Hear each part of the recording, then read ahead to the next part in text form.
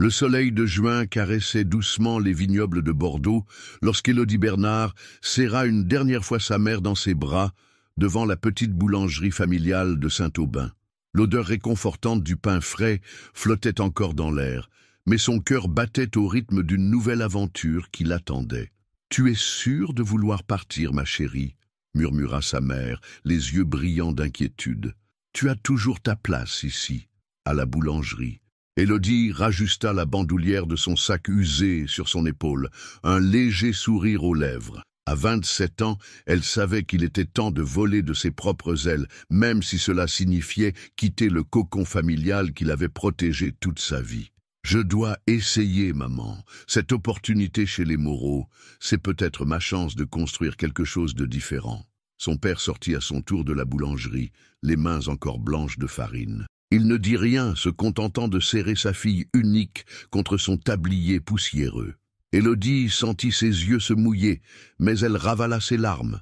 Ce n'était pas le moment de flancher. 1 heure plus tard, le train filait à travers les paysages verdoyants de l'Aquitaine. Élodie regardait défiler les vignes par la fenêtre, son CV soigneusement préparé, posé sur ses genoux. L'annonce pour le poste d'employé de maison dans la prestigieuse famille Moreau était apparue comme un signe du destin dans le journal local. Même si elle n'avait jamais travaillé dans une grande maison auparavant, ses années à aider à la boulangerie lui avaient appris la valeur du travail acharné et de la minutie. Le train s'arrêta enfin à la gare Saint-Jean de Bordeaux. Élodie prit une profonde inspiration avant de descendre sur le quai. Un taxi l'attendait pour l'emmener jusqu'au quartier huppé de Codéran, où se dressait la majestueuse demeure des Moreau. Lorsque le taxi s'engagea dans l'allée bordée de platanes centenaires, Élodie sentit son cœur se serrer. La demeure qui se dressait devant elle ressemblait plus à un château qu'à une simple maison. Ses pierres dorées luisaient sous le soleil de l'après-midi, et ses nombreuses fenêtres semblaient l'observer avec curiosité. Elle régla la course et s'avança d'un pas qu'elle voulait assurer vers le perron. Sa main tremblait légèrement lorsqu'elle appuya sur la sonnette en laiton poli. Elle s'attendait à voir apparaître une gouvernante austère, peut-être même un majordome à l'allure imposante. Mais ce fut un tout autre visage qui apparut dans l'embrasure de la lourde porte en chêne. Un homme d'une 30aine d'années, aux yeux d'un vert intense et aux traits finement ciselés, la dévisageait avec un mélange de surprise et d'intérêt. Il portait une chemise blanche, impeccablement repassée, et un pantalon de costume sur mesure qui trahissait son appartenance à un monde qu'Élodie ne connaissait que par les magazines. « Mademoiselle Bernard, je présume ?» Sa voix était chaude, avec un léger accent anglais qui la prit au dépourvu. « Oui, je suis venue pour l'entretien, » balbutia-t-elle, surprise de ne pas voir la gouvernante mentionnée dans l'annonce. « Je suis Gabriel Moreau. » se présenta-t-il avec un sourire qui illumina son visage. « Ma mère se remet d'une intervention chirurgicale, alors c'est moi qui m'occupe temporairement des affaires de la maison. Entrez, je vous en prie. » Élodie le suivit à l'intérieur, ses talons résonnant sur le marbre du sol. Son cœur battait la chamade, non plus seulement à cause du stress de l'entretien, mais aussi en raison de la présence inattendue de cet homme qui semblait appartenir à un autre monde. Un monde dans lequel elle n'était pas sûre d'avoir sa place. Ce qu'elle ne savait pas encore, c'est que cette journée marquerait le début d'une histoire qui dépasserait toutes ses attentes, bouleversant à jamais le cours de sa vie et celui de l'héritier de la dynastie Moreau. L'entretien se déroula dans le bureau de Gabriel, une pièce imposante aux murs tapissés de livres anciens et de tableaux de maître. Élodie s'efforçait de maintenir une posture droite sur le fauteuil en cuir, consciente du contraste entre sa robe simple achetée en solde et le luxe qui l'entourait. « Alors, mademoiselle Bernard, parlez-moi de votre expérience » demanda Gabriel, ses yeux verts fixés sur elle avec une intensité troublante. « Je n'ai jamais travaillé dans une grande maison, » admit-elle franchement, « mais j'ai géré la boulangerie familiale avec mes parents depuis mes 16 ans. Je connais la valeur du travail bien fait, de la ponctualité et surtout l'importance de traiter chaque tâche avec soin et respect. » Un sourire se dessina sur les lèvres de Gabriel. Cette franchise le surprenait agréablement, habitué qu'il était aux réponses formatées et aux CV gonflés. Et pourquoi avoir choisi de quitter la boulangerie familiale? Élodie hésita un instant avant de répondre. J'aime mes parents et notre boulangerie, mais j'ai toujours su qu'il y avait autre chose pour moi, quelque chose de différent. Je ne veux pas simplement suivre un chemin tracé d'avance. Ces mots semblèrent toucher une corde sensible chez Gabriel. Son regard s'adoucit, et pendant un bref instant, Élodie crut y voir le reflet de sa propre quête d'identité. « Eh bien, dit-il en se levant, votre honnêteté est rafraîchissante, mademoiselle Bernard. Je pense que vous pourriez apporter quelque chose de nouveau à cette maison. » C'est ainsi qu'Élodie se retrouva engagée à sa grande surprise. Madame Lefebvre, la gouvernante, l'accueillit avec un mélange de politesse froide et de scepticisme à peine voilé. Grande, mince, les cheveux gris tirés en un chignon impeccable, elle incarnait l'autorité et la tradition. « Monsieur Moreau vous a peut-être engagé, » déclara-t-elle en montrant à Élodie sa chambre sous les combles. « Mais c'est moi qui supervise le personnel. J'attends une obéissance stricte aux règles de cette maison. » La chambre, bien que modeste comparée au reste de la demeure, était plus grande que celle qu'Élodie avait quittée à Saint-Aubin. Un lit simple mais confortable, une armoire en bois sombre et une petite fenêtre donnant sur les jardins composaient son nouveau refuge. Cette première journée passa comme dans un rêve. Élodie apprit les routines de la maison, les préférences de chaque membre du personnel, les horaires précis des repas. Elle découvrit que le petit déjeuner de M. Gabriel devait être servi à 7h30 précises dans la véranda, qu'il préférait son café noir avec un sucre, et que le journal devait être repassé avant d'être posé sur la table. Le soir venu, épuisée mais satisfaite, Élodie s'assit sur le rebord de sa fenêtre. En contrebas, les jardins baignaient dans la lumière dorée du crépuscule. Une silhouette solitaire marchait dans les allées, Gabriel Moreau, les mains dans les poches, semblant perdu dans ses pensées. Pendant un instant, leurs regards se croisèrent à travers la distance. Il leva la main dans un petit salut, et Élodie sentit son cœur faire un bond dans sa poitrine. Cette nuit-là, allongée dans son nouveau lit, elle ne put s'empêcher de penser à la façon dont sa vie avait basculé en une seule journée. Elle était venue chercher un simple emploi, mais quelque chose lui disait que son aventure dans la maison des Moreau serait tout sauf ordinaire. Les semaines passèrent, et Élodie s'adapta progressivement au rythme de la maison Moreau. Chaque matin, elle se levait avant l'aube pour préparer le petit déjeuner, un rituel qui lui rappelait ses années à la boulangerie. Mais c'étaient les brefs moments partagés avec Gabriel qui illuminaient ses journées. Un matin particulièrement doux, alors qu'elle disposait les viennoiseries sur un plateau d'argent dans la cuisine, une voix familière la fit sursauter. « Vous êtes toujours la première levée, mademoiselle Bernard. » Gabriel se tenait dans l'encadrement de la porte, déjà impeccablement habillé dans un costume gris perle. Il s'approcha du comptoir, humant l'arôme du café fraîchement moulu. « C'est une habitude de boulangère, » répondit-elle avec un sourire timide. « Et s'il vous plaît, appelez-moi Élodie. »« Seulement si vous m'appelez Gabriel, » répliqua-t-il, ses yeux pétillant d'une lueur espiègle. Leur conversation fut interrompue par l'arrivée de Madame Lefebvre, dont les talons claquaient sur le sol comme un avertissement. Son regard glacial passa de l'un à l'autre, et Élodie sentit ses joues s'empourprer. « Monsieur Moreau ?» dit la gouvernante d'un ton pincé. « Madame, votre mère, rentre de la clinique aujourd'hui. Elle souhaite vous voir dans son boudoir dès son arrivée. » Le visage de Gabriel se ferma instantanément. « Merci, Madame Lefebvre. Je serai là. » Plus tard dans la journée, alors qu'Élodie époussetait les cadres dans le grand corridor, elle entendit des éclats de voix provenant du boudoir. La porte était entr'ouverte, et malgré elle, des bribes de conversation lui parvinrent. « Gabriel, tu ne peux pas continuer ainsi, » disait une voix féminine aux accents aristocratiques. « Les Duval attendent une réponse. Camille est une jeune femme charmante, et cette alliance serait parfaite pour notre famille. Mère, je vous ai déjà dit que je ne suis pas intéressé par un mariage arrangé. Les temps ont changé. Les traditions qui ont fait la grandeur de notre famille n'ont pas changé. Et j'ai remarqué ta familiarité avec la nouvelle domestique. Ce genre de distraction est inacceptable. » Élodie sentit son cœur se serrer. Elle s'éloigna rapidement, ses mains tremblant légèrement autour de son plumeau. Bien sûr, qu'avait-elle imaginé? Elle n'était qu'une employée, une simple fille de boulanger. Gabrielle appartenait à un monde différent, un monde où les mariages servaient à consolider des fortunes et des empires vinicoles. Le soir même, dans les jardins, elle crut apercevoir une jeune femme élégante descendre d'une voiture de luxe. Grande, blonde, vêtue d'une robe de créateur, elle avançait avec l'assurance de ceux qui ont toujours eu leur place dans ce monde privilégié. Camille Duval, sans doute. Dans sa chambre sous les combles, Élodie sortit son téléphone et regarda les messages de ses parents, des photos de la boulangerie, des nouvelles du village, la vie simple qu'elle avait quittée. Pour la première fois depuis son arrivée, elle se demanda si elle n'avait pas fait une erreur en venant ici, si elle n'était pas en train de se perdre dans un rêve impossible.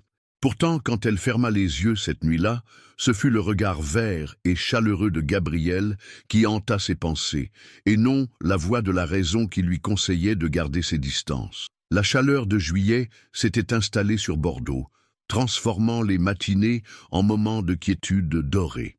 Ce jour-là, Élodie avait terminé ses tâches plus tôt que d'habitude et s'était réfugiée dans la roseraie, son carnet de croquis sur les genoux. Dessiner avait toujours été son échappatoire, un secret qu'elle gardait précieusement. Les roses grimpantes s'enroulaient autour des arches en fer forgé, leurs pétales roses et blancs dansant dans la brise matinale. Elle était tellement absorbée par son dessin qu'elle n'entendit pas les pas s'approcher. « Je ne savais pas que vous étiez artiste. » Élodie sursauta, refermant instinctivement son carnet. Gabrielle se tenait devant elle, plus décontractée que d'habitude, dans une simple chemise blanche aux manches retroussées. « Ce ne sont que des griffonnages », murmura-t-elle, gênée d'avoir été surprise dans ce moment d'intimité. « Puis-je » demanda-t-il en tendant la main vers le carnet. Après une brève hésitation, elle le lui tendit. Gabrielle s'assit à côté d'elle sur le banc en pierre, feuilletant les pages avec attention. Ses croquis capturaient la vie quotidienne de la maison. Le vieux chat de la cuisine somnolent au soleil, les glycines cascadant le long de la façade, un service à thé abandonné sur une table du jardin d'hiver. « C'est remarquable, » dit-il doucement. « Vous avez un véritable don pour saisir l'âme des choses. Mon père dit toujours que je perds mon temps avec ses dessins, » répondit-elle avec un petit rire nerveux, « que je devrais me concentrer sur des choses plus pratiques. Et qu'en pensez-vous, vous ?» Leur regard se croisa et pendant un instant, le reste du monde sembla s'effacer. Élodie sentit son cœur s'accélérer. « Je pense que parfois, il faut oser rêver un peu. » Un sourire chaleureux illumina le visage de Gabrielle. « Je suis entièrement d'accord. Vous savez, j'ai passé des années à Londres à essayer de fuir les attentes de ma famille. J'ai étudié l'histoire de l'art avant de me résigner à reprendre l'entreprise familiale. Cette confession inattendue créa un pont entre eux, une compréhension mutuelle qui transcendait leurs différences sociales. « Pourquoi êtes-vous revenu ?» osa-t-elle demander. « Le devoir, je suppose, la maladie de ma mère, et puis, parfois, fuir n'est pas la solution. » Il marqua une pause, son regard perdu dans les roses. « Mais depuis quelque temps, je commence à voir cette maison différemment. À travers vos yeux, peut-être. » Le silence qui suivit était chargé de non-dits. Élodie sentait la chaleur de son bras près du sien sur le banc, entendait sa respiration calme, mêlée au bourdonnement des abeilles dans les roses. Soudain, des voix s'approchèrent. Gabrielle se leva précipitamment, rendant le carnet à Élodie. Madame Lefebvre apparut au détour de l'allée accompagnée de Camille Duval. « Ah, Gabrielle, nous te cherchions !» s'exclama Camille avec un sourire éclatant. « Ta mère organise un dîner ce soir, et je pensais que nous pourrions discuter des arrangements. » Élodie se leva à son tour, serrant son carnet contre elle comme un bouclier. « Je dois retourner à mes tâches, » murmura-t-elle, avant de s'éclipser rapidement. En s'éloignant, elle entendit la voix mélodieuse de Camille demander « Qui était-ce ?» et la réponse détachée de Gabrielle « Une employée de maison. » Ces mots, pourtant factuels, lui firent l'effet d'une douche froide. Dans le refuge de sa chambre, elle rangea soigneusement son carnet de croquis dans le tiroir de sa table de nuit. Les rêves, se rappela-t-elle, devaient parfois rester ce qu'ils étaient, de simples dessins sur du papier. Le dîner organisé par Madame Moreau s'annonçait comme l'événement mondain de la saison. Toute la journée, la maison bourdonna d'activités. Fleuristes, traiteurs et personnel de maison s'affairaient dans une chorégraphie minutieusement orchestrée par Madame Lefebvre. Élodie, chargée de dresser la table du grand salon, disposait avec soin les couverts en argent et les verres en cristal. Ses mains s'attardaient sur la délicate porcelaine de Limoges, admirant les motifs floraux peints à la main. « Vous avez un bon œil pour la symétrie », remarqua une voix derrière elle. Elle se retourna pour découvrir une femme d'une 50aine d'années, élégante dans une robe de soie bleue. Ses cheveux gris étaient coiffés avec sophistication, mais son regard avait une douceur inattendue. « Madame Moreau », balbutia Élodie, s'inclinant légèrement. « Merci. Gabriel m'a parlé de vous, » poursuivit la maîtresse de maison, s'approchant de la table. « Il dit que vous apportez une fraîcheur à cette vieille demeure. » Élodie sentit ses joues s'empourprer, ne sachant comment interpréter ces paroles. Madame Moreau effleura du bout des doigts un arrangement floral. « Vous savez, ma chère, j'ai été jeune moi aussi. J'ai connu ses regards, ses espoirs. » Elle marqua une pause. « Mais certaines portes doivent rester fermées, pour le bien de tous. » Avant qu'Élodie puisse répondre, Madame Moreau s'éloigna déjà, la laissant troublée par cet échange énigmatique. La soirée battait son plein lorsqu'Élodie, portant un plateau de champagne, traversa la salle de réception. Les invités, tous issus de la haute société bordelaise, formaient un tableau vivant de luxe et d'élégance. Au centre de l'attention, Gabriel et Camille dansaient, formant un couple parfait selon les standards de leur monde. « Elle est magnifique, n'est-ce pas ?» murmura une serveuse à côté d'Élodie. « Ils disent que l'annonce des fiançailles sera faite ce soir. » Le plateau trembla légèrement dans les mains d'Élodie. Elle s'éclipsa vers la terrasse, prétextant de devoir réapprovisionner les verres. L'air frais de la nuit lui fit du bien, même si son cœur semblait se serrer un peu plus à chaque battement. « Vous fuyez aussi la fête ?» Gabriel venait d'apparaître sur la terrasse, sa cravate légèrement desserrée. Il semblait fatigué, loin de l'image du parfait héritier qu'il projetait quelques minutes plus tôt. « Je ne fuis pas, » répondit-elle doucement. « Je sais où est ma place. » « Et où est-elle, selon vous ?» Sa voix avait une note de défi. « Dans les coulisses, monsieur Moreau, avec les autres employés. »« Ne faites pas ça, » dit-il en s'approchant. « Ne redevenez pas formel avec moi. Pas après. »« Après quoi ?» le coupa-t-elle. « Après quelques conversations dans le jardin, après avoir regardé mes dessins, ce ne sont que des moments volés, des parenthèses qui doivent se refermer. » La musique de la fête leur parvenait en sourdine, une valse mélancolique qui semblait se moquer de leur situation. « Et si je ne voulais pas qu'elle se referme ?» murmura Gabriel, si proche maintenant qu'Élodie pouvait sentir son parfum. « Monsieur Moreau ?» La voix de Camille brisa l'instant. « Votre mère vous cherche. » « C'est pour l'annonce. » Gabriel ferma brièvement les yeux, comme pour rassembler ses forces. Quand il les rouvrit, son masque mondain était de retour. « J'arrive, » répondit-il à Camille, avant de se tourner une dernière fois vers Élodie. « Ce n'est pas terminé. » Mais Élodie savait que c'était faux. Dans le reflet des fenêtres du salon, elle pouvait voir deux mondes, celui de la fête scintillante, où Gabriel retournait, et celui de la terrasse sombre où elle restait, seule avec son plateau de champagne et ses rêves impossibles. Le lendemain de la soirée, Élodie fut chargée de ranger les vieilles malles du grenier, une tâche qui semblait particulièrement opportune pour s'éloigner de l'agitation des préparatifs de fiançailles. Le grenier de la demeure Moreau était un vaste espace sous les combles, rempli de trésors oubliés et de souvenirs poussiéreux. Alors qu'elle déplaçait une imposante malle en cuir, un petit carnet relié en cuir rouge tomba d'une étagère. Il était vieux, ses pages jaunies par le temps. En l'ouvrant, Élodie découvrit une écriture élégante. « Journal de Rose Moreau, 1962 ». Sa conscience lui dictait de le remettre à sa place, mais quelque chose dans les premiers mots qu'elle aperçut la poussa à continuer sa lecture. « Mon cher journal, Antoine est revenu aujourd'hui. Il travaille comme jardinier depuis le printemps, et même si mère désapprouve nos conversations, je ne peux m'empêcher d'être attiré par sa gentillesse, son intelligence. Il m'a montré ses peintures, cachées dans la serre. Il a un tel talent. Élodie s'assit sur une vieille chaise, fascinée. Les pages suivantes racontaient une histoire d'amour secrète entre Rose, la grand-mère de Gabriel, et un jardinier artiste.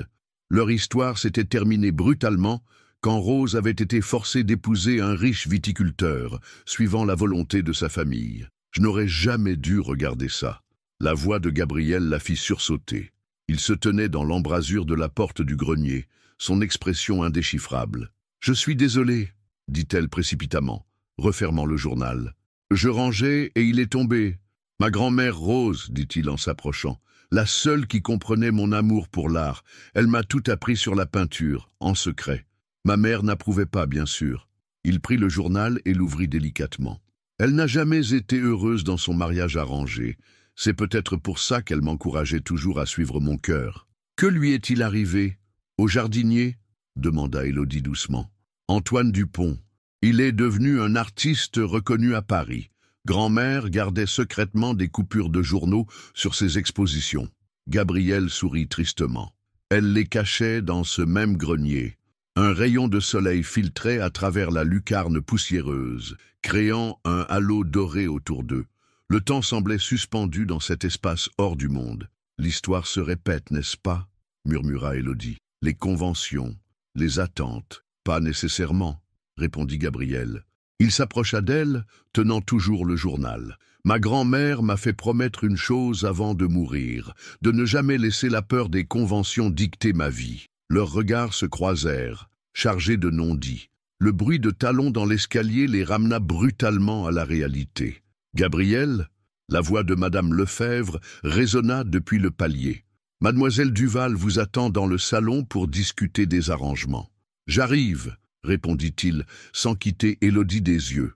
Il glissa discrètement le journal dans les mains d'Élodie. « Gardez-le, lisez-le jusqu'au bout. Vous comprendrez peut-être pourquoi je ne peux pas, pourquoi certaines traditions doivent être brisées. » Il partit, laissant Élodie seule dans le grenier avec le précieux journal et le poids d'une histoire qui semblait étrangement faire écho à la sienne. Elle serra le petit carnet rouge contre son cœur, sentant que ces pages jaunies contenaient peut-être la clé de son propre destin.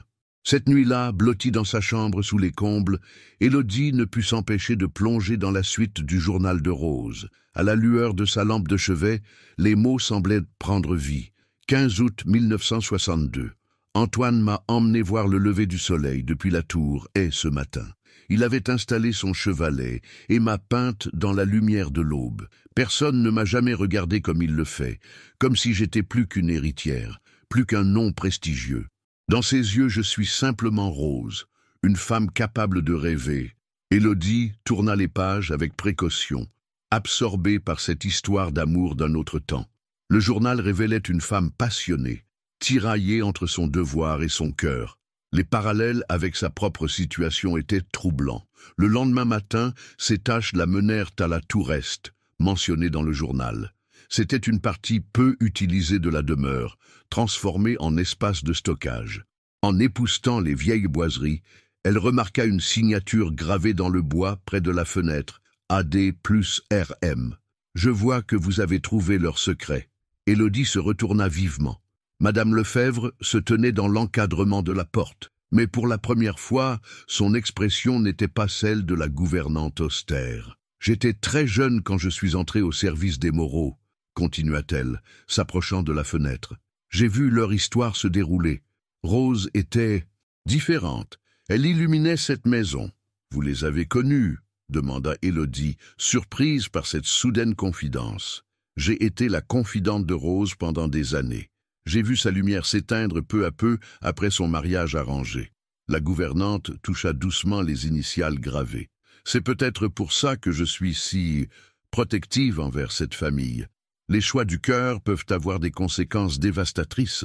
Mais n'est-ce pas plus dévastateur encore de vivre sans amour ?» Les mots avaient échappé à Élodie avant qu'elle puisse les retenir. Madame Lefebvre la regarda longuement. « Vous lui ressemblez, vous savez, pas physiquement, mais cette même flamme. » Elle soupira. « Gabriel aussi lui ressemble. Il a hérité de son âme d'artiste, de sa sensibilité. » Un bruit de pas dans le couloir les interrompit. C'était Camille, resplendissante dans une robe d'été. « Oh, pardon !» dit-elle en les apercevant. Je cherchais Gabriel. Nous devons choisir les faire-part aujourd'hui. Monsieur Moreau est dans son bureau, répondit automatiquement Madame Lefebvre, reprenant son masque professionnel. Après le départ de Camille, la gouvernante se tourna une dernière fois vers Élodie. L'histoire nous apprend toujours quelque chose, ma petite. La question est de savoir quelles leçons nous choisissons d'en tirer. Plus tard, en rangeant le journal dans le tiroir de sa table de nuit, Élodie trouva une page qu'elle n'avait pas encore lue, datée de la veille du mariage de Rose. « Mon cher journal, demain, je ferai ce qu'on attend de moi. Mais ce soir, j'ai pris une décision. Je ne laisserai jamais mes enfants, ni leurs enfants, connaître cette prison dorée. L'amour véritable est trop précieux pour être sacrifié sur l'autel des conventions. Un jour, peut-être, quelqu'un dans cette famille aura le courage que je n'ai pas eu. » Élodie ferma doucement le journal, les yeux embués. Dans le silence de sa chambre, elle pouvait presque entendre l'écho des espoirs brisés de Rose, mêlé au battement de son propre cœur, qui lui criait que l'histoire n'était pas encore écrite. La préparation des fiançailles battait son plein, transformant la demeure en une ruche bourdonnante d'activité. Élodie observait les allées et venues des organisateurs, des fleuristes et des traiteurs avec un détachement qui la surprenait elle-même. Le journal de Rose l'avait changé, comme si les mots de cette femme d'un autre temps lui avaient donné une nouvelle perspective. Ce matin-là, alors qu'elle traversait le jardin d'hiver avec un plateau de thé, elle surprit une conversation entre Gabriel et Camille. « Tu as l'air ailleurs ces derniers temps », disait Camille, assise élégamment sur un fauteuil en rotin. « Est-ce que tout va bien ?»« Je réfléchis, c'est tout », répondit Gabriel, debout devant la grande baie vitrée. « Tu ne t'es jamais demandé si nous faisions ça pour les bonnes raisons ?»« Les bonnes raisons ?» Camille eut un petit rire cristallin. « Nous nous connaissons depuis l'enfance, nos familles s'entendent parfaitement, et l'union de nos domaines viticoles créera le plus grand vignoble de la région. Que demander de plus? L'amour, peut-être ?» La voix de Gabriel était douce, presque triste. Un silence pesant s'installa. Élodie resta immobile, le plateau tremblant légèrement dans ses mains. « L'amour, » répéta Camille, avec une pointe d'amertume. « Tu as toujours été un romantique, Gabriel. Mais nous ne vivons pas dans un de tes livres d'art. Nous avons des responsabilités, des traditions à maintenir. Ma grand-mère aussi avait des traditions à maintenir. Et elle l'a fait, n'est-ce pas? Elle a fait ce qu'on attendait d'elle. C'est ce que nous faisons tous. » Élodie choisit ce moment pour entrer, s'efforçant de paraître naturelle, alors qu'elle déposait le plateau sur la table. Ses mains tremblaient légèrement, mais ni Gabriel ni Camille ne semblèrent le remarquer, perdus dans leur propre tension. Plus tard, dans la journée, Élodie fut appelée dans le bureau de Madame Moreau.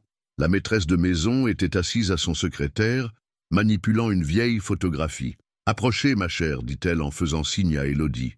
Regardez. » La photo montrait une jeune femme radieuse, assise dans ce même jardin d'hiver. C'était Rose, dans toute sa beauté d'antan.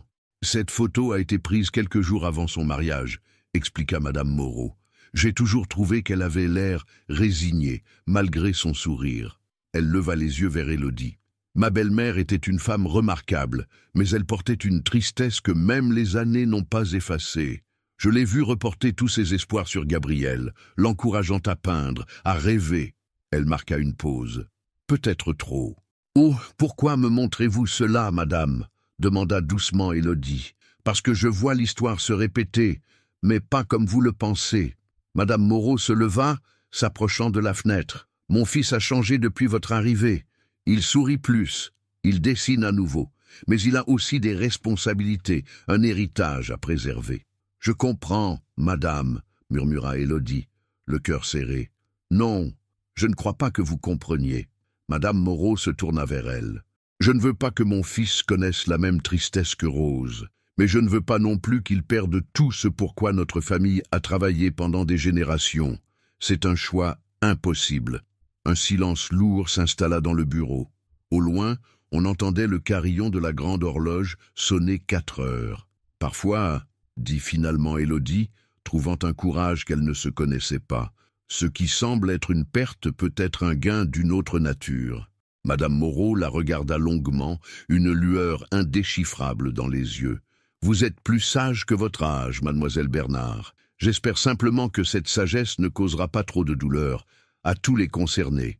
Un orage d'été menaçait Bordeaux ce jour-là, le ciel lourd de nuages sombres, reflétant l'atmosphère pesante qui régnait dans la demeure.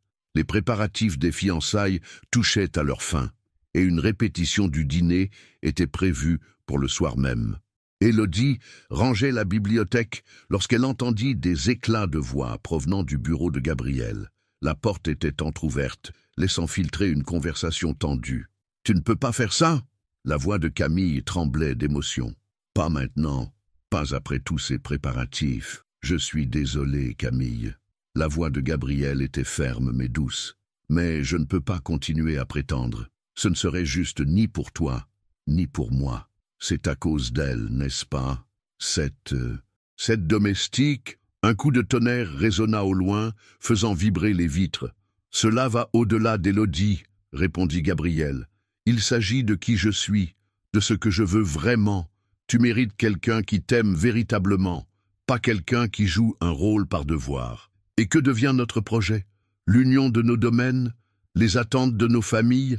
Les domaines peuvent collaborer sans un mariage. Quant aux attentes, » il soupira. Il est temps que quelqu'un ait le courage de les remettre en question. Élodie s'éloigna silencieusement, son cœur battant la chamade. Elle se réfugia dans la serre, son havre de paix depuis qu'elle avait découvert que c'était là qu'Antoine peignait rose. Les premières gouttes de pluie commençaient à tambouriner sur le toit de verre. « Mademoiselle Bernard !» Elle se retourna pour voir Madame Lefebvre, son expression inhabituellement douce. « J'ai entendu la conversation, » dit la gouvernante, s'approchant. « Comme vous, j'imagine. » Élodie hocha la tête, incapable de parler. « Vous savez que cela va déclencher une tempête dans la famille ?» continua Madame Lefebvre. « Les Moreau, les Duval, leurs traditions remontent à des générations. »« Je n'ai rien demandé, » murmura Élodie. « Je n'ai jamais voulu. L'amour ne demande pas la permission, ma petite. » La gouvernante sortit un mouchoir en dentelle de sa poche. Rose disait la même chose, il y a toutes ces années, mais elle n'a pas eu la force de défier les conventions, ou peut-être que l'époque ne le permettait pas.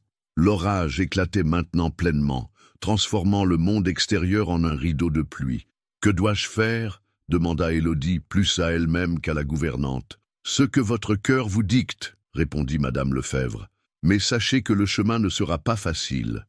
Les changements, même nécessaires, provoquent toujours des résistances. » Un bruit de pas précipité les interrompit. C'était une femme de chambre. « Madame Lefebvre, Madame Moreau demande à vous voir immédiatement, Mademoiselle Duval. » Elle est partie en larmes, et Monsieur Gabriel... « J'arrive !» coupa la gouvernante. Elle se tourna une dernière fois vers Élodie. « Préparez-vous à l'orage, ma petite. Il ne fait que commencer. » Restée seule dans la serre, Élodie observa la pluie qui ruisselait sur les vitres.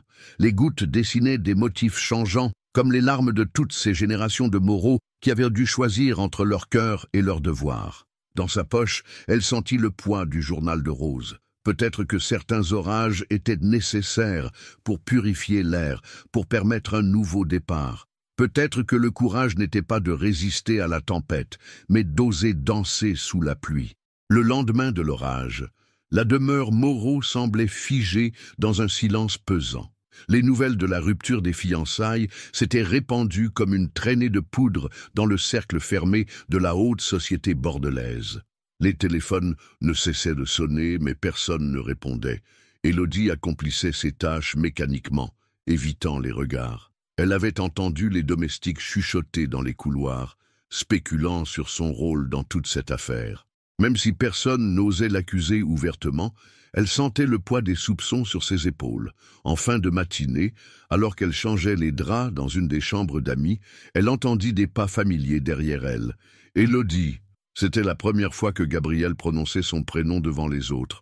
Elle se retourna lentement, consciente des regards curieux des autres domestiques dans le couloir. « Monsieur Moreau, s'il vous plaît, la coupa-t-il doucement. « Venez dans mon bureau.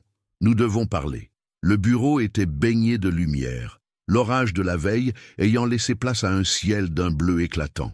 Sur le bureau s'étalèrent des papiers officiels et, à la surprise d'Élodie, plusieurs toiles de peinture. « J'ai passé la nuit à peindre, » expliqua Gabriel, suivant son regard, « comme je le faisais à Londres, avant de revenir ici. Ça m'aide à réfléchir. Une des toiles représentait la roseraie, mais vue d'une manière différente, presque onirique.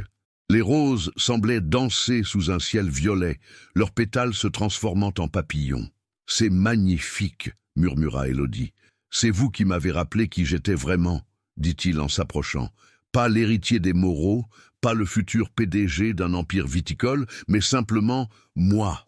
Je n'ai rien fait de spécial, protesta-t-elle. J'ai juste été moi-même. Et c'est exactement ce dont j'avais besoin. » Il marqua une pause. « Ma mère est venue me voir ce matin. » Élodie sentit son cœur se serrer. « Oh, elle m'a montré quelque chose d'intéressant. » Gabriel ouvrit un tiroir et en sortit une vieille enveloppe. Des lettres d'Antoine Dupont à ma grand-mère, écrites des années après leur séparation. Il avait réussi comme artiste à Paris, mais il écrivait que son plus grand regret était de ne pas avoir insisté, de ne pas s'être battu pour leur amour. Il déplia une des lettres avec précaution. Dans sa dernière lettre, il écrivait « La vie nous offre rarement une deuxième chance en amour. Quand elle le fait, c'est peut-être l'univers qui essaie de corriger ses erreurs passées. » Un silence chargé d'émotions s'installa entre eux. Au loin, la cloche de l'église de Codéran sonnait midi. « Ma mère m'a dit quelque chose qui m'a surpris, » continua Gabriel. « Elle m'a dit que le véritable héritage des Moreau n'était peut-être pas dans les vignes ou les châteaux, mais dans notre capacité à apprendre des erreurs du passé. » Élodie sentit des larmes lui monter aux yeux. « Et qu'est-ce que cela signifie ? » « Cela signifie que je ne veux pas répéter les erreurs de ma grand-mère. Je ne veux pas passer ma vie à me demander « et si ?» Il s'approcha d'elle, prenant ses mains dans les siennes. « Mais je ne veux pas non plus vous imposer un fardeau que vous n'avez pas choisi. La décision vous appartient aussi. » À cet instant, des voix s'élevèrent dans le couloir. La famille Duval était arrivée pour une confrontation qui semblait inévitable. Le monde réel, avec ses complications et ses jugements, les rattrapait. « Je ne peux pas vous promettre que ce sera facile, » murmura Gabriel, « mais je peux vous promettre que ce sera vrai. » Élodie regarda leurs mains jointes, puis les toiles colorées qui témoignaient d'une créativité retrouvée, d'une âme libérée. La vérité était là, dans ces moments simples mais authentiques qu'ils avaient à partager. La confrontation avec la famille Duval fut aussi orageuse que prévu. Élodie, réfugiée dans la cuisine avec les autres domestiques, entendait les éclats de voix provenant du grand salon. Monsieur Duval menaçait de rompre tous les contrats commerciaux entre les deux familles, tandis que Madame Duval accusait les Moreau d'avoir humilié leur fille. « Tu devrais partir quelques jours, » lui conseilla Madame Lefebvre, qui l'avait rejointe dans la cuisine. « Laisse les choses se calmer. » Élodie hocha la tête, reconnaissante pour cette suggestion qui ressemblait plus à une protection qu'à un renvoi. « Je pourrais retourner à Saint-Aubin, voir mes parents. »« Ce serait sage, » approuva la gouvernante. « Je m'occuperai de tout ici. » Plus tard dans la journée, alors qu'Élodie préparait sa valise dans sa chambre sous les combles, elle reçut une visite inattendue. Camille Duval se tenait dans l'encadrement de la porte, son élégance habituelle légèrement ternie par des yeux rougis. « Je peux entrer ?» demanda-t-elle d'une voix étonnamment calme.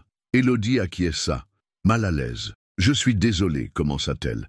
Mais Camille leva une main pour l'interrompre. « Ne le soyez pas, pas pour ça. » Elle s'approcha de la petite fenêtre, regardant les jardins en contrebas. « Vous savez, pendant des années, j'ai cru que c'était ce que je voulais aussi, un mariage parfait, la fusion de deux grandes familles. » Elle eut un rire sans joie. « Il m'a fallu voir Gabriel regarder quelqu'un d'autre pour comprendre que je méritais mieux qu'un mariage de convenance. Je n'ai jamais voulu... » « Je sais, » la coupa doucement Camille. « L'amour ne demande pas la permission. C'est ce que ma mère me disait toujours, même si elle n'a jamais osé suivre son propre conseil. » Elle se tourna vers Élodie. « Vous avez fait ce que beaucoup d'entre nous n'ont jamais eu le courage de faire, être simplement vous-même, sans masque, sans calcul. » Un silence s'installa, moins tendu qu'auparavant. « Qu'allez-vous faire maintenant ?» demanda Élodie. « Voyager, peut-être. Londres, New York. J'ai toujours rêvé d'ouvrir ma propre maison de mode. » Un vrai sourire illumina son visage. « C'est étrange, mais je me sens presque libéré. » Après le départ de Camille, Élodie termina sa valise avec des sentiments mitigés. Sur son lit, elle disposa soigneusement le journal de Rose et les quelques dessins qu'elle avait faits de la maison. Devait-elle les laisser derrière elle? Un coup léger à sa porte la fit sursauter. C'était Madame Moreau. « Ma chère, dit-elle en entrant, j'ai appris que vous partiez pour quelques jours. »« Oui, madame, je pense que c'est mieux ainsi. »« Sans doute. » Madame Moreau s'assit sur la chaise près de la fenêtre. « Vous savez, quand j'ai épousé le père de Gabriel, je croyais aussi que le devoir était plus important que tout. Mais en voyant ma belle-mère, Rose, porter sa tristesse comme un voile invisible toutes ces années, elle soupira. J'ai juré que mon fils aurait le droit de choisir. Même si ce choix compromet l'héritage familial. L'héritage, Madame Moreau sourit. Ma chère, parfois, l'héritage le plus précieux n'est pas celui qu'on croit. Rose nous a légué quelque chose de plus important que des vignes, le courage d'être vrai envers soi-même. Elle se leva, lissant sa jupe d'un geste élégant. Prenez le temps qu'il vous faut à Saint-Aubin, mais sachez que cette maison et mon fils vous attendront. Alors que le soleil se couchait sur Bordeaux, Élodie regarda une dernière fois la chambre qui avait été la sienne ces derniers mois. Dans sa valise, elle glissa finalement le journal de Rose et ses dessins. Certains voyages nécessitaient d'emporter avec soi les témoins de son histoire, même si l'on ne savait pas encore où il nous mènerait.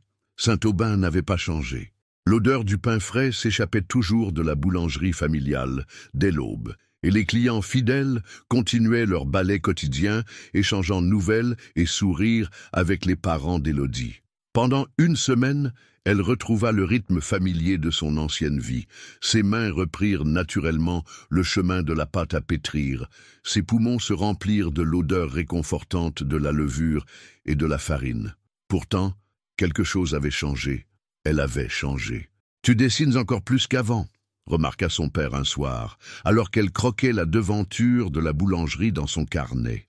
Le soleil couchant baignait la rue pavée d'une lumière dorée qui rappelait étrangement celle des vignobles Moreau. « J'ai appris à voir la beauté dans les détails », répondit-elle simplement. Sa mère, qui essuyait ses mains sur son tablier, s'approcha pour regarder le dessin. « C'est différent de tes anciens croquis, plus vivant. » Élodie sourit, touchée par cette observation. Ses parents, malgré leur simplicité, avaient toujours su voir au-delà des apparences. « Ma chérie, » dit doucement sa mère, s'asseyant à côté d'elle, « tu n'es plus vraiment ici, n'est-ce pas ?»« Je serai toujours votre fille, » répondit Élodie, sentant les larmes lui monter aux yeux. « Mais ton cœur est resté là-bas, » termina son père. Il s'approcha de la fenêtre, regardant la rue qui s'assombrissait. « Tu sais, quand j'ai repris la boulangerie de mon père, beaucoup disaient que je ne faisais que suivre le chemin tracé. Mais j'ai choisi ce chemin parce que je l'aimais, parce que c'était le mien. » Il se tourna vers sa fille. « Peut-être que ton chemin est différent, et c'est bien ainsi. » Ce soir-là, dans sa petite chambre d'enfance, Élodie relut une dernière fois le journal de Rose. Une phrase particulière attira son attention. « Le véritable courage n'est pas de partir ou de rester, mais d'être fidèle à son cœur, quel qu'en soit le prix. » Un coup léger à sa porte la fit lever les yeux. Sa mère entra, tenant une boîte en carton usé. « J'ai retrouvé ça dans le grenier, » dit-elle, en s'asseyant sur le lit. « Je pensais que c'était le bon moment pour te la donner. » Dans la boîte, Élodie découvrit des dizaines de dessins, ses premiers essais maladroits, ses progrès au fil des années, ses rêves d'enfant traduits en coups de crayon. « Tu as toujours eu ce don, » murmura sa mère. « Cette façon de voir la beauté là où les autres ne voyaient que l'ordinaire. Comme ces croquis de notre vieille boulangerie, tu la rendais magique. » Elle sortit un dessin particulier. Une petite fille devant une grande maison, un château presque. « Tu te souviens ? Tu avais dessiné ça après avoir lu un conte de fées. Tu disais que tu vivrais un jour dans un château, mais pas comme une princesse, comme une artiste. » Élodie prit le dessin, émue par cette prémonition enfantine. « Je crois que je commence seulement à comprendre ce que cette petite fille voulait dire. » Sa mère lui caressa doucement les cheveux. « Alors, peut-être qu'il est temps de retourner dans ton château. Pas pour y être servante ou princesse, mais pour être toi-même. Simplement toi. » Cette nuit-là, Élodie ne put dormir. Par sa fenêtre, elle regardait les étoiles, les mêmes qui brillaient au-dessus de Bordeaux, au-dessus de la demeure Moreau. Elle pensa à Gabriel, à ses tableaux, à leur amour de l'art qui transcendait les barrières sociales. Elle pensa à Rose et Antoine, à leur histoire qui attendait une fin différente à travers une nouvelle génération. Le lendemain matin, alors que l'aube colorait à peine le ciel, elle savait ce qu'elle devait faire. Le retour à Bordeaux se fit sous une pluie fine, typique des matins d'été. Élodie avait prévenu Madame Lefebvre de son arrivée, mais demandé que personne d'autre ne soit informé. Elle voulait d'abord retrouver ses marques, comprendre si sa place était vraiment ici. En franchissant le portail de la demeure Moreau, elle fut frappée par la familiarité des lieux. Les roses grimpantes, les fenêtres majestueuses, même l'odeur particulière du gravier mouillé, tout lui semblait plus vivant, plus significatif qu'avant. Madame Lefebvre l'attendait sur le perron, son habituelle austérité adoucie par un sourire chaleureux. « Bienvenue chez vous », dit-elle simplement. Ces mots résonnèrent différemment aux oreilles d'Élodie. Chez elle, non plus comme une employée, mais comme quelqu'un qui avait trouvé sa place. « Il y a eu des changements pendant votre absence », continua la gouvernante en la guidant à l'intérieur. « Monsieur Gabriel a transformé l'aile est en atelier de peinture. Madame Moreau l'a même encouragé à organiser une exposition. » Elles traversèrent le grand hall, leurs pas résonnant sur le marbre. « Et la famille Duval ?» Les tensions s'apaisent. Mademoiselle Camille a annoncé son départ pour New York. Elle va étudier le design de mode. Madame Lefebvre eut un petit rire. « Il semblerait que votre exemple ait inspiré plus d'une personne à suivre ses rêves. » Arrivée devant le nouvel atelier, la gouvernante s'arrêta. « Il est là-dedans. Il y passe presque tout son temps maintenant. » Elle serra brièvement la main d'Élodie. « Soyez vous-même, ma petite. C'est ce qui vous a mené jusqu'ici. » Le cœur battant, Élodie poussa la porte. La pièce était baignée de lumière naturelle grâce aux grandes fenêtres. Des toiles étaient disposées partout, certaines terminées, d'autres en cours, toutes vibrantes de couleurs et d'émotions. Gabrielle, dos à la porte, travaillait sur un grand tableau. Elle reconnut immédiatement le sujet. C'était elle, assise dans la roseraie, son carnet de croquis sur les genoux. Mais ce n'était pas un simple portrait. L'artiste avait capturé quelque chose de plus profond, une lumière intérieure qui semblait irradier de la toile. « C'est comme ça que je vous vois », dit Gabrielle sans se retourner, ayant senti sa présence, libre, authentique, lumineuse. Il posa son pinceau et se tourna enfin vers elle. Ses yeux verts brillaient d'une émotion contenue. « Pendant votre absence, j'ai beaucoup réfléchi, continua-t-il. J'ai compris que ce n'était pas seulement de vous dont j'étais tombé amoureux, mais de la façon dont vous m'aviez permis d'être moi-même, de redevenir l'artiste que j'ai toujours voulu être. » Élodie s'approcha lentement, observant les autres toiles. Chacune racontait une histoire. La boulangerie de ses parents qu'il avait peinte d'après ses descriptions, le grenier où ils avaient découvert le journal de Rose, la tour et où Antoine et Rose avaient gravé leurs initiales. « J'ai aussi compris autre chose », dit Gabriel en s'approchant d'elle. « L'héritage des Moreau ne se limite pas aux vignes et aux traditions. Il est dans notre capacité à créer, à aimer, à être vrai. » Il prit ses mains dans les siennes, comme ce jour dans son bureau. Mais cette fois, il n'y avait plus d'incertitude, plus de peur des conséquences. « Je ne vous demande pas d'être une héritière ou une employée, » murmura-t-il. « Je vous demande d'être ma partenaire, dans l'art comme dans la vie, de créer notre propre histoire, différente de celle de Rose et Antoine, mais tout aussi vraie. » Les rayons du soleil, perçant enfin à travers la pluie, créaient des arcs-en-ciel sur les toiles autour d'eux. C'était comme si l'univers lui-même célébrait ce moment de vérité, cette fusion parfaite entre le passé et l'avenir, entre la tradition et l'innovation, entre deux cœurs qui avaient trouvé le courage d'être authentiques. Un an plus tard, la demeure Moreau s'était transformée. L'aile était devenue une galerie d'art vivante, où les tableaux de Gabriel côtoyaient les dessins d'Élodie. Le jardin d'hiver accueillait régulièrement des événements culturels, mélangeant avec bonheur le monde du vin et celui des arts. Ce matin-là, Élodie ajustait une dernière fois l'accrochage d'une exposition particulière. Les murs de la galerie racontaient une histoire, celle de Rose et Antoine, reconstituée à travers les lettres retrouvées, les photos d'époque et une série de tableaux créés par Gabriel. À côté de chaque œuvre, les croquis d'Élodie offraient un contrepoint délicat, comme un dialogue entre passé et présent. « C'est exactement comme je l'imaginais », dit une voix derrière elle.